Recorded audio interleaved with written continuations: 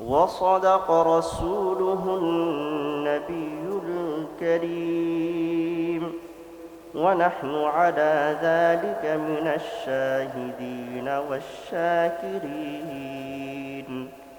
والحمد لله رب العالمين إن الله وملائكته يصلون على النبي يا أيها الذين آمنوا صلوا عليه وسلموا تسليما شكل درود إبراهيم قولي اللهم صل على محمد وعلى آل محمد كما صليت على إبراهيم وعلى آل إبراهيم إنك حميد مجيد اللهم بارك على محمد وعلى آل محمد كما باركت على إبراهيم وعلى آل إبراهيم إنك حميد مجيد محبوب خدا شافع محشر ہے ہمارا محبوب خدا شافع محشر ہے ہمارا فردوس جسے کہتے ہیں وہ گھر ہے ہمارا فردوس جسے کہتے ہیں وہ گھر ہے ہمارا مدفان میں بھی پیش نظر آپ کا جلوہ مدفان میں بھی پیش نظر آپ کا جلوہ ہم سوتے ہیں بیدار مقدر ہے ہمارا ہم سوتے ہیں بیدار مقدر ہے ہمارا دل میں ہے میرے عشق رسول عربی کا دل میں ہے میرے عشق رسول عربی کا پروانہ ہوں میں شمع رخ پاک نبی کا پروانہ ہوں میں شمع رخ پاک نبی کا وہ فخر زہا فخر زما فخر بود وہ فخر زہا فخر زما فخر بود واحد بممشاہ لوح قلم ہے واحد بممشاہ لوح قلم ہے سبحانك لا علم لنا إلا ما علمتنا إنك أنت العليم الحكيم الحمد لله মহান আল্লাহ রব্বুল আলামিনের দরবারে শুকরিয়া আদায় করি যে এমন একটি সুন্দর মহতী আয়োজন আমাদেরকে করার তৌফিক দিয়েছেন এবং কোরআনে আলোচনা করার জন্য সুযোগ করে দিয়েছেন এই সময়ও যখন নাকি ইসলাম নিভু নিভু অবস্থায় এই সময়ও আমরা কোরআনের বাণী মানুষের সামনে পৌঁছে দেওয়ার জন্য আমাদেরকে সুযোগ করে দিয়েছেন এই জন্য আমরা সকলে কালিমাতুশ শুকর আদায় করে পড়ি আলহামদুলিল্লাহ আসলে এখানে কি কথা বলবো মামারা বর্ষা নানাবাড়ি এলাকা একটু দোয়া নিব দোয়া করবেন আর হাদিসে এসেছে বাল্লিগু আন্নি ওয়ালাউ আয়া আমার পক্ষ থেকে আমি আপনাদের সামনে কিছু মেসেজ উপহার দেওয়ার চেষ্টা করব এবং কোরআনুল কারীম থেকে একখানা আয়াতে কারীম আমি তেলাওয়াত করেছি এই আয়াতের ভিত্তিতে সংক্ষিপ্ত আকারে কিছু কথা বলে আমার আলোচনায় ইতি টানব ইনশাআল্লাহ আল্লাহ তাআলা কালামে মাজিদের মধ্যে বলেন ওয়ামা লাকুম তোমাদের কি হলো যেমন আমরা আমাদের বাচ্চাদেরকে উদ্দেশ্য করে বলে থাকি এই তুমি এই দুষ্টামি কেন করতেছো কি হয়েছে এটা করো না কেন এইরকম ভাবে আল্লাহ তাআলা বলতেছেন ওয়ামা লাকুম তোমাদের কি হয়েছে লা তুকাতিলুনা ফি সাবিলিল্লাহ আল্লাহর রাস্তায় তোমরা কেন কিতাল করো না? কি হয়েছে? তোমাদের সমস্যা কি? তোমাদেরকে কিসে আটকে রেখেছে? তোমাদেরকে কারা বাধা দিচ্ছে? এখন আপনারা প্রশ্ন করতে পারেন, কেন আমরা জিহাদ করতে হবে? আল্লাহ তাআলা কেন এই আয়াতে কারীম নাজিল করেছেন?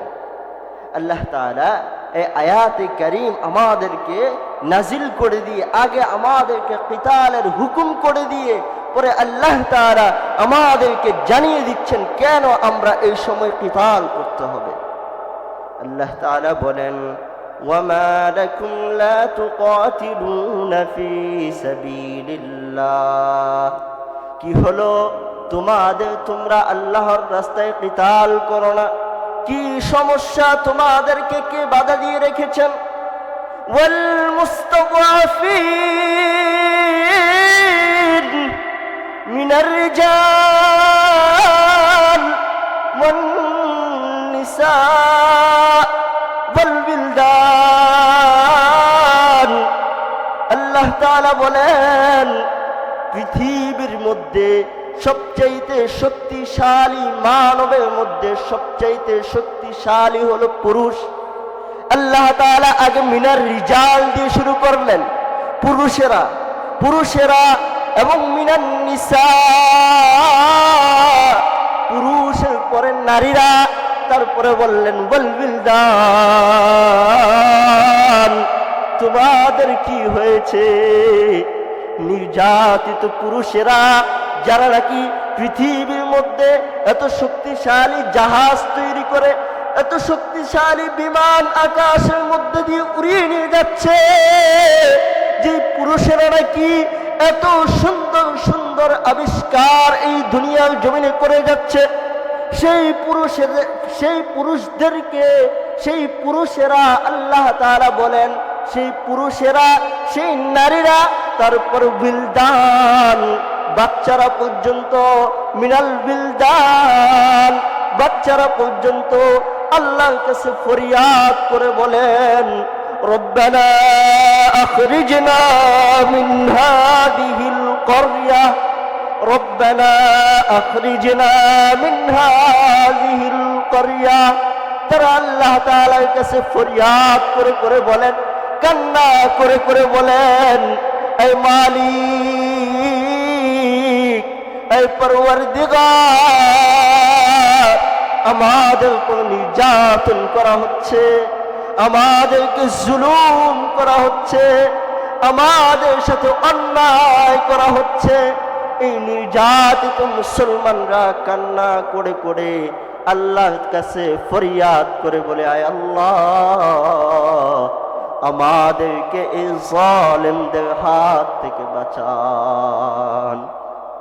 যারা এই দুনিয়ার জমিনের মধ্যে থেকে আল্লাহ তাআলাকে ভালোবাসতে চায়, আল্লাহ তাআলা তাদেরকে উদ্দেশ্য করে বললেন, ওয়ামা লাকুম, তোমরা আমাকে ভালোবাসো, তোমরা স্বীকারোক্তি দান করো, অথচ আমার বান্দারা আল্লাহর কাছে ফরিয়াদ করে, রব্বানা আখরিজনা মিন হাযিহিল করিয়াতিয যালিমি আহলুহা ওয়াজআল লানা মিন লাদুনকা ওয়ালিয়া ওয়াজআল লানা মিন লাদুনকা নাসীরা। আয় আল্লাহ, তুমি আমাদের জন্য কিছু বন্ধুদেরকে, তোমার কিছু কাছের মানুষদেরকে, যারা তোমাকে মহব্বত করে, যারা তোমার ওলি, তাদেরকে আমাদের কাছে পাঠিয়ে দাও। তারা যেন আমরা এই জালেমদের হাতের মধ্যে শিকার হয়ে বন্দী হয়ে রয়েছি, আমাদেরকে এই জালেমদের হাত থেকে রক্ষা করে। এই সমাজে, এই সময়ে মুসলমানদের উপর নির্যাতন আছে না নাই? বর্তমান সময়ে আমরা জানি ফিলিস্তিনে গাজার মুসলমানরা নির্যাতিত, এটা আমাদের চোখের সামনে দিবালোক হচ্ছে। উইগুরের মুসলমানরা নির্যাতিত, অথচ এটা গোপন রয়েছে। এবং কাশ্মীরের মুসলমানরা নির্যাতিত, তাদের ওইখানের মধ্যে কোনো নেটওয়ার্ক সংযোগ নাই, কোনো মানুষের সাথে কোনো মানুষ সংযোগ স্থাপন করতে পারবে, কোনো মানুষ কোনোভাবে ওই দেশের মধ্যে যেতে পারবে, সেই রকম কোনো অবস্থানও আমাদের জন্য রাখেন নাই। তাহলে আমরা কেন বলবো এখনো জিহাদের সময় হয় নাই? এই জন্যই আল্লাহ তাআলা বলে দিয়েছেন। আপনারা বলতে পারেন এই আয়াতে কারিমা তো সেই 1400 বছর আগে নাজিল হয়েছে, এটা তো এখনকার জন্য নয়। মেরে দোস্ত বুজুর্গ ভাইও, 1400 বছর পূর্বে যেমন নাকি মুসলমানদেরকে ধ্বংস করার জন্য, ইসলামকে ধ্বংস করার জন্য, প্রাণপ্রিয় নবীকে ধ্বংস করার জন্য কাফেররা, মুশরিকরা, মুনাফিকরা, মুরতাদরা যেরকম ভাবে ছড়িয়ে ছিটিয়ে ছিল, এই সময়ও ইসলামকে ধ্বংস করে দেওয়ার জন্য, পৃথিবীর জমিন থেকে মুছে ফেলার জন্য কিছু কাফেররা, কিছু মুশরিকরা, কিছু ইহুদিরা, কিছু খ্রিস্টানরা এইভাবে লেলিয়ে রয়েছে। গতকালকে একজন আলেমের জবান থেকে শুনলাম, তিনি বলতেছেন যে বর্তমান সময়ে আমাদেরকে বাংলাদেশের বর্ডার রক্ষা করা এটা আমাদের ইমানি দায়িত্ব। কিন্তু আমি বলি না, যদি আজকে এই বর্ডার না থাকতো, আমরা মুসলমানেরা আমরা আমাদের প্রিয় ভাইদের জন্য, প্রিয় ভাইদের সহযোগিতার জন্য এই বর্ডার না থাকার কারণে নিজের পায়ে হেঁটে এলো তাদের সহযোগিতার জন্য চলে যেতে পারতাম, ঠিক কিনা? মেরে দোস্ত বুজুর্গ ভাইও, আমাদেরকে কোরআন শিখতে হবে, আমাদেরকে এই জীবন বিধান শিখতে হবে কোরআন থেকে। আমাদেরকে নির্যাতিত মুসলমানরা নির্যাতিত হচ্ছে, তাদেরকে কিভাবে নির্যাতন থেকে বাঁচানো যায় এটা আমাদেরকে শিখতে হবে কোরআন থেকে। আমরা যদি মানব রচিত বিধান দিয়ে আমরা যদি আমাদের নির্যাতিত ভাইদেরকে বাঁচানোর চেষ্টা করি, আমি বলবো কোশ্চিনকালেও আমাদের ভাইদেরকে বাঁচানো সম্ভব নয়। আমি একদিকে বললাম আমাদের ফিলিস্তিনের মুসলমান ভাইদেরকে বাঁচাতে চাই, অপরদিকে বললাম আমাদের বাংলাদেশে হোক বিশ্বের প্রত্যেকটা বর্ডার আমাদেরকে পাহারা দেওয়া ফরজ হয়ে রয়েছে। তাহলে এই কথা একদিকে বললাম, আরেকদিকে আমার মুসলমান ভাইয়ের কাছে যাওয়ার জন্য রাস্তাকে সংকীর্ণ করে দিলাম, এটা তাহলে কিভাবে হতে পারে? এই জন্য আমাদেরকে এই কোরআনুল কারীম অনুযায়ী আমাদের জীবন ব্যবস্থাকে গড়ে তুলতে হবে।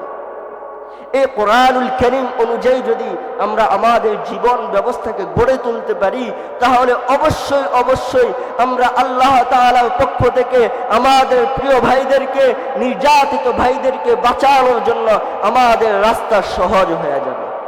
এই জন্যই আল্লাহ তাআলা কোরআনুল কারীমের মধ্যে বলেছেন, ওয়ামা লাকুম লা তুকাতিলুনা ফি সাবিলিল্লাহ, তোমরা কিতাল করো, তোমাদের কি হয়েছে? তোমরা কোন কারণে তোমরা কিতালের পথ থেকে দূরে সরে রয়েছো? আমরা এই কথার সার মর্ম যদি বুঝে থাকি, তাহলে আমরা আমাদের মুসলমান ভাইদেরকে সহ পুরো বিশ্বের মধ্যে ইসলামী হুকুমত কায়েম করতে পারবো। আল্লাহ তাআলা আমাদেরকে সঠিক কোরআনুল কারীম থেকে, হাদিস থেকে বোঝার মতন তৌফিক দান করুক, এবং যা কিছু বললাম, যা কিছু শুনলেন, আগে আমাকে পরে আপনাদের সকলকে আমল করার তৌফিক দান করুক। সকলে পড়েন আমিন। আমার মামারা এবং আমার নানারা এখানে উপস্থিত, আমি আপনাদের কাছে বলবো, ভুল ত্রুটি হয়ে থাকলে ক্ষমা করবেন, আমার জন্য দোয়া করবেন।